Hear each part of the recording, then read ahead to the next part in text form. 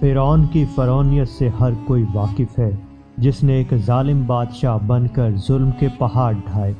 خداوندی کا دعویٰ کرنے والے مصری فرعون کی لاش آج نشان عبرت کے طور پر میوزیم میں پڑی ہے۔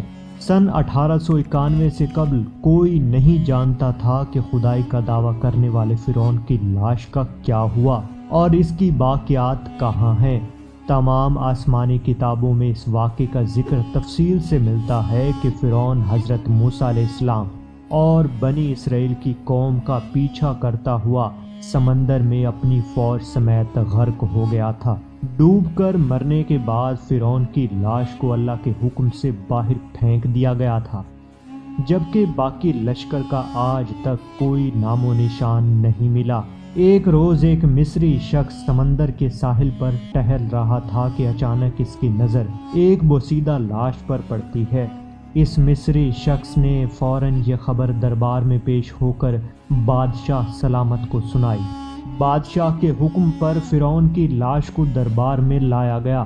درباریوں نے اس کی لاش کو مثالیں لگا کر پوری شان کے ساتھ تابوت میں رکھ کر محفوظ کر دیا۔ حنوط کرنے کے عمل کے دوران ان سے ایک بڑی غلطی ہو گئی تھی۔ فرعون چونکہ سمندر میں ڈوب کر ہلاک ہوا تھا اور مرنے کے بعد کچھ عرصے تک پانی میں رہنے کے باعث اس کے جسم پر سمندری نمکیات کی ایک تہ جمی رہ گئی تھی۔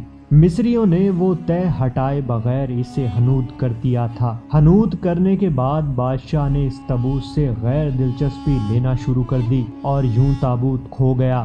کئی صدیاں گزرنے کے بعد فرعون کی لاش مٹی کے تہوں تلے دب گئی تھی تو ناظرین، مصر کے شہر الغورنیہ سے تعلق رکھنے والے معمولی چور احمد عبد الرسول کو فرعون کی حنوط شدہ لاش کی طرف جانے والا خفیہ راستہ مل گیا۔ احمد عبد الرسول نوادرات نے جب فرعون کی لاش تلاشنے کے لیے کھدائی شروع کی تو اس کی خبر پولیس کو ہو گئی۔ پولیس نے احمد عبد الرسول کو گرفتار کر لیا۔ ناظرین، اس جگہ کی مسلسل کھدائی کی گئی تو دوسری ممیوں کے ساتھ فرعون کی لاش بھی مل گئی۔ ناظرین، اس کے سینے کے مقام پر اس کا نام درج تھا۔ اس کی لاش پر تحقیق کی گئی تو اس بات کی تصدیق ہو گئی کہ وہ فرعون کی لاش ہے۔ سال 1986 میں فرعون کی ممی خراب ہونے لگی تو اس وقت کی مصری حکومت نے فرانس کی حکومت سے درخواست کی کہ فرعون کی ممی کو خراب ہونے سے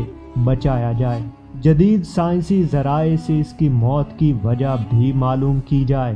بعد ازاں فرعون کی ممی کو فرانس لے جایا گیا اور اس کے لیے باقاعدہ فرعون کا پاسپورٹ بھی بنایا گیا تھا، کیونکہ ناظرین، اس وقت کے فرانس کے قوانین کے مطابق لاشوں کا بھی پاسپورٹ بنایا جاتا تھا۔ فرانسیسی حکومت نے کسی عظیم زندہ بادشاہ کی طرح فرعون کی ممی کا ایئرپورٹ پر استقبال کیا۔ اس کے بعد فرعون کی ممی کو ماہر ڈاکٹر کی ٹیم کے حوالے کر دیا گیا، جس کی سربراہی ڈاکٹر مورس نے کی۔ مائکروسکوپ ٹیسٹنگ کے ذریعے تمام اعضاء کا باریک بینی سے جائزہ لیا گیا تو معلوم ہوا کہ اس کی لاش اور جسم میں سمندری ذرات ابھی تک موجود ہیں اور اس کا گوشت ہر روز تازہ ہوتا ہے اور بڑھتا رہتا ہے، اور موت بھی اس کی پانی میں ڈوبنے کی وجہ سے ہوئی تھی۔ فرعون کے بال اور ناخن بڑھنے سے متعلق سائنسدان کہتے ہیں کہ انسان کے مرنے کے بعد اس کے بال اور ناخن بڑھتے رہتے ہیں۔ ہر سال 15 مارچ کو مصر کے میوزیم میں رکھی گئی فرعون کی لاش پر چوہے چھوڑے جاتے ہیں اور وہ اس کا بڑھا ہوا گوشت کھا جاتے ہیں، اور پھر فرعون کی ممی کی ڈریسنگ کرنے کے بعد دوبارہ اسے شیشے کے تابوت میں دیکھنے والوں کے لیے رکھ دیا جاتا ہے۔